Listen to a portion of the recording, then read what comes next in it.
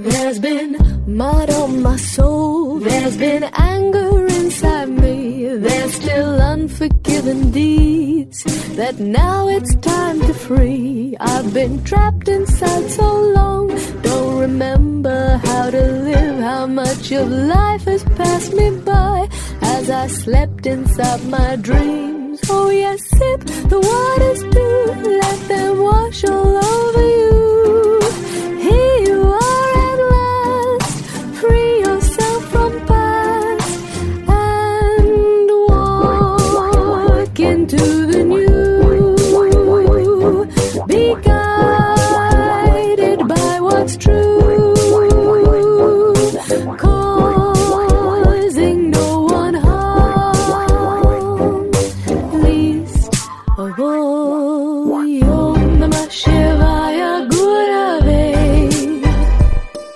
Sat-Chit-Ananda Murtaye Nishprapanchaya Shantaya Niralambaya Tejase. Satyam Shivam Sundaram Sansarasaram Abhayankaram Dukhaharam Karunavataram Jyotirmayam Swayambhu Prakriti-Sudaram Shivasmarami Jagat Swami Nirvikaram. Om Shanti.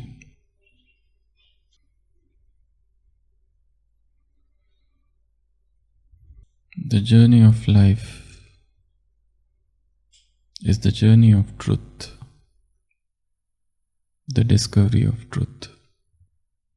The journey begins with the intense desire to know things as they are, to know what is Satyam, truth about everything, truth about life, truth about my own self, nature, sanskars, truth about happenings, truth about the world stage, the drama, truth about others, truth about one's own failings, imperfections.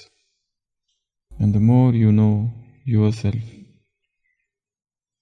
the more you know God, the more we start understanding the world. They talk of three things in scriptures: Jeev, Jagat and Ishwar. Jeev, Jagat, Ishwar. Soul, Supreme Soul and the world. To know these three things is to know everything. So, the search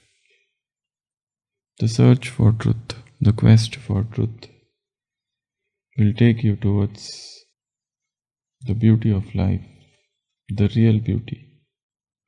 Sundaram is not about something beautiful or ugly. Beauty is about the reality. Beauty is truth. Beauty is to know the real nature of things. They say beauty is in the eyes of beholder, just as lust. So when the intellect is filled with knowledge, the third eye opens, and what you see, everything becomes beautiful. It has nothing to do with the objects. It has nothing to do with the color. It has nothing to do with the physical outside appearance. It has nothing to do with the superficial thing. But the whole world becomes beautiful, regardless of what is happening in the world. Because you see the world as the detached observer. Nothing disturbs you. The play is going on the stage. You can see yourself from a distance. Otherwise, most of the time we remain identified with the role, with body, with relations. The moment you detach yourself from yourself and you become audience and not the actor, sitting in the audience as an audience. You see, you watch everything as a mute spectator. Things that are happening on the stage. In that stage of Sakshi, the drama is beautiful. You don't want to correct anyone. Whatever they are doing, you have no corrections to offer. This is known as choiceless awareness. Choiceless awareness. You don't choose, but you are aware. Totally aware. Choiceless watchfulness, sajagta. So the journey begins with knowing the truth. The journey, everything becomes beauty. And then Shivam, auspiciousness happens on its own.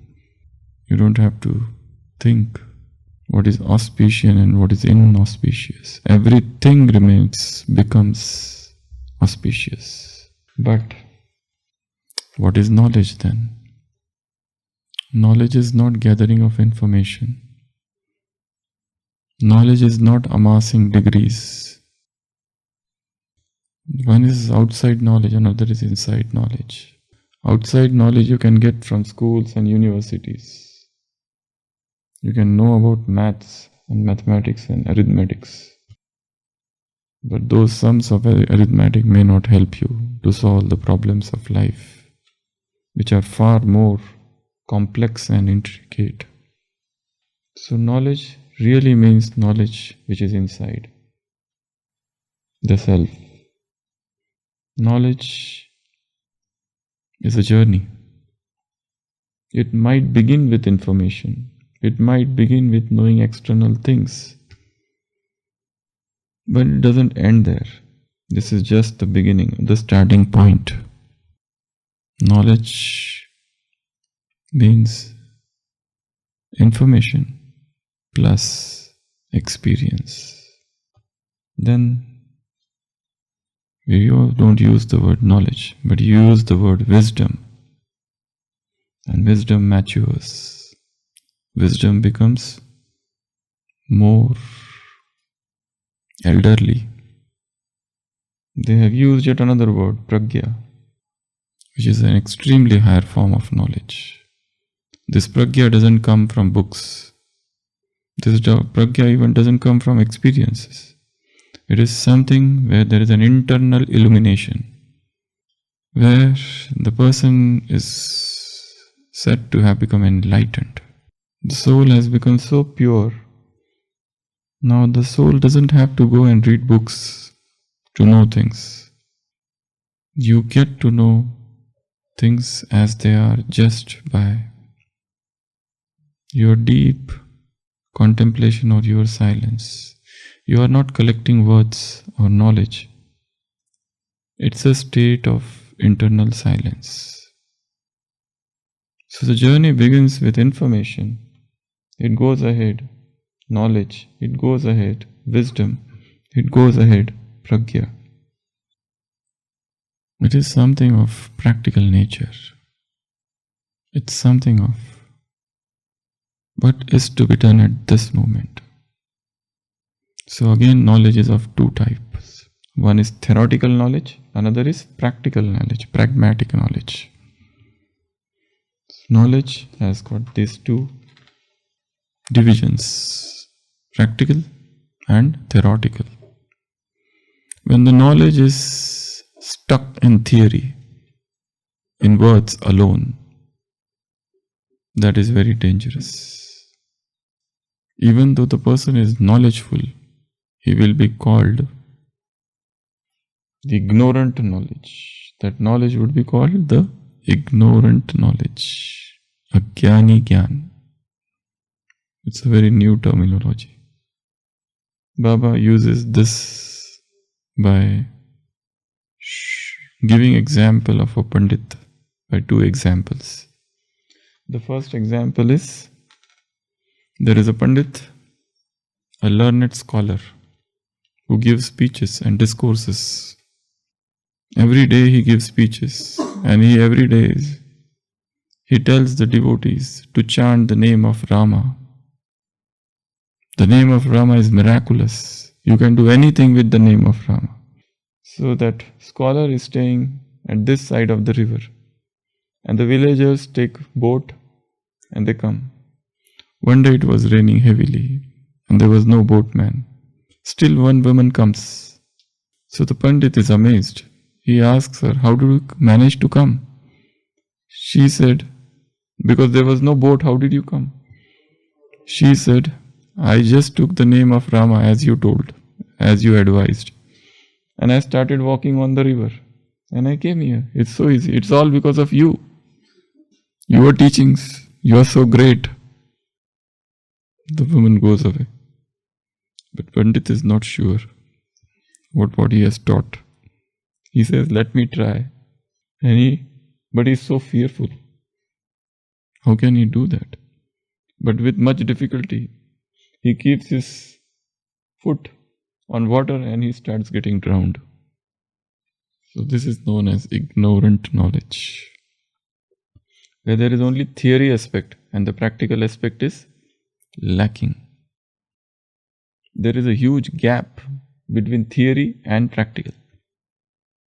There is a bridge. How to bridge this gap? Theory is on this side and practical is here. This is 4 a.m. to 8 a.m. Murli period. Theory. And this is 9 a.m. to 6 p.m. practical period. This is on this side, this is on this side. These two don't connect. And this is going on for years together. They have no connection with each other. This is yogi life, this is angelic life, and this is a workaholic life. Work, duty, job, action, deed. And in the spiritual language, service. So service life. You are in the battlefield. You are Brahmin here. You are Devta here in the morning. But in the day, you turn into Kshatriya. By evening, you again become Brahmin. So you are most of the time warrior rather than a deity or Brahmin. Warrior or merchant, Kshatriya or Vaishya. These are the two.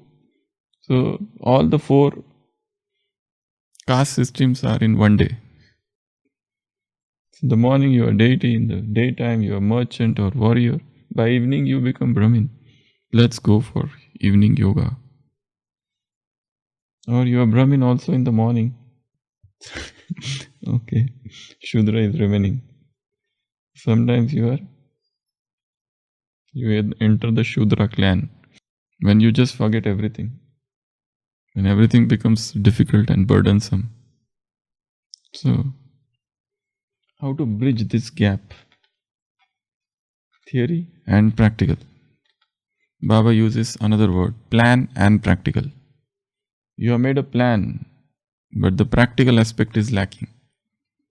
They say that we have written letters to Baba. From today onwards, I will do this or do that. So the plan is beautiful. I have taken pledge in front of Baba. The plan is beautiful. I will do this, I will do that. Excellent plan. Beautiful plan. We have written letters. But when it comes to practicality, things just fizzle out. Things are not that intense. Why? So what to do? There's another story of yet another Pandit. The Pandit is traveling in a boat, and the boatman is poor man, unlettered. So the Pandit asks him, do you know oceanology? He said, what? I never heard this word oceanology. He said, you don't know oceanology? It's a study of ocean. You are in the ocean all the time and you don't know oceanology. He said, oh, I'm sorry, I don't know. He said, your 1/4 life is wasted. Then he says, do you know meteorology? He said, what? I never heard that. You don't know meteorology?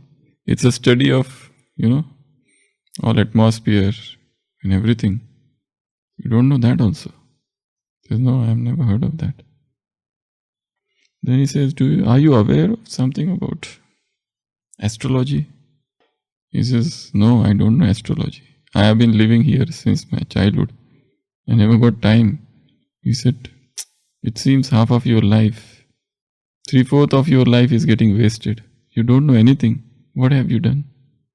And then suddenly there is storm. And the poor boatman says, sir, do you know swimminology? The learned man says, what? Swimminology.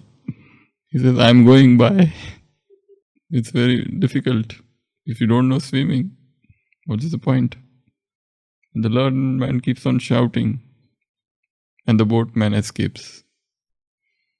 One can take PhD degree in swimming without entering water. It is possible. All degrees you can take nowadays. There are so many online courses available, You can learn everything and everything just by online courses without even going there, and you have a degree. So there is a plan and there is practical. There is theory and there is practical. When this doesn't happen, it is known as Agyani Gyan, the ignorant knowledge. Knowledge is there, but the knowledge is ignorant. Knowledge is there, and yet the knowledge is blind. The blind knowledge. The unaware knowledge. In English grammar, this is figure of speech, antithesis. The kind, cruel knife of surgeon. Two opposite words together. The kind, cruel knife of surgeon. In the similar manner, ignorant knowledge. Agyani Gyan. The Gyan which has not turned into practicality. So again, coming to the same question, how to bridge this gap. You have a plan, you have a theory, and now you want to turn that theory into practice. How to translate this theory into practice? What will have to do? You can take help of so many things. Always take a book and write down what is the plan. It's better. You should have some written thing. This is the plan of action. Next 1 month plan. 3 hours sitting yoga. 2 hours churning. This is the food plan. Food. This is the food I am going to take. So first of all, write down. Writing is very important. If possible, you can stick those chit paper everywhere so that they can remind you all the time about your plan. This is one thing. Second, affirmations. Our yoga is what? We sit and start affirming about the originality, about the purity of soul. We keep on reminding ourselves about our relationships with God, eternal world cycle and everything. So affirmations. Third is visualization. Whatever you want to become, you have to visualize that it has already become. If you want to get up at Amrit Vela and you are not getting up, spend time and visualize that I've opened my eyes and it is already whatever time you want to get up, 3 o'clock, 2 o'clock. Start seeing that in your mind's eye. So visualization, colorization, color it, picturization. Prepare a mental movie. Create a mental movie and see it. So affirmation, visualization, and then repetition. Keep on repeating things. Every day is a day of struggle, but at the end of the day, if you have done it, it will be the day of victory for you. And one day of victory induces confidence. It prepares you for another day of victory, second day of victory, third day of victory. Every victory makes you more confident. In fact, that becomes a stepping stone. Even if there is a defeat, that defeat also is a stepping stone to higher realm, to higher rung of this ladder of success. So repetition, third. The fourth is announce it before others that I am going to do this. then there is some binding force. If you tell that tomorrow you will see me at 3 o'clock at Amrit Vela, now you already told the person and he is already getting up. Now it's a question of your position and status, yogi status. What? Words. Tell others that I'm going to do this. If you are comfortable with others, otherwise keep it hidden or secret. So that is one thing which you can use. Then there should be a time management. You have to take out time. If you want to build body, you have to take up time. Take out time from your busy schedule. If you want to do anything, you will have to manage time. Life management is time management. The best definition of illness, sickness, disease is, what is illness? What is sickness? What is disease? Wrong time management is disease. Incorrect time management. So time management, you have to take out time. And another thing, you have to prioritize. Which is the priority? Today, what is the priority? Knowledge is the priority, or something else? Or television, or movies, or the entertainment is the priority? Churning is the priority, or the worldly entertainment is the priority? So prioritize things. So you have to create your own plan to turn theoretical knowledge into practical knowledge for everything. This is the theory, but you must know theory also in detail. For example, Amrit Vela, you should know everything about Amrit Vela. Go and read that small book on Amrit Vela, which is a compilation of all the great sayings of Bab Dada. So when you know more and more about things, then only the theory should be very clear. Then you can think of putting that into practice. And whilst putting it into practice, what are the subtle nuances? What are the things which are difficult? What are the teething problems? Teething problem is initial problems. When you start learning new things like riding a car, you will have teething problems. Any new institution, when it starts, you start a new office. It is not that you start an office and it will start running. You will get to know so many things. You need a watch on the wall. You need curtains. Once you enter inside, then you get to know so many things are needed. You need a dustbin. You need so many things. So once you enter into that room, then you get to know, okay, these things are needed. Then you again research. So there is no one blanket statement or blanket plan. This is to be done. It is your own discovery, because it is you who has to put the plan into practice. So you will discover so many things. This is needed. Now these stands were never there in the past. The earlier recordings were one mobile, and that used to be we hear. That's it. And everyone who is speaking would get recorded his voice in that. If you listen to earlier classes of 2017, you listen 100 people voices in that one audio. Everybody is speaking.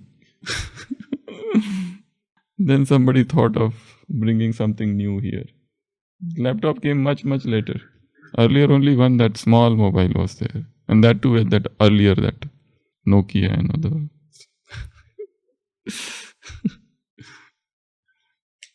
With so much noises in that audio. These are all later developments. So once you start doing, then all the discoveries you find out. So don't become ignorant Agyani. Om Shanti.